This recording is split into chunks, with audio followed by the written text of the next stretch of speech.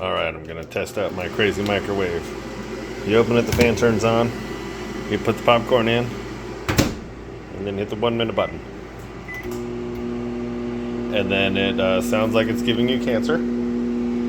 So this is a 240 volt microwave, takes about 3,200 watts as opposed to my normal microwave, which takes about 1,500 watts.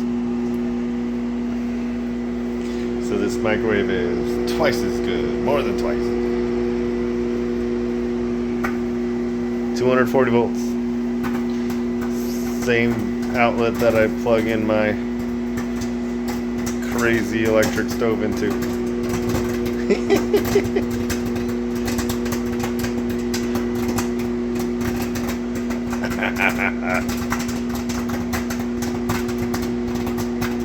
Oh my gosh, that's scary.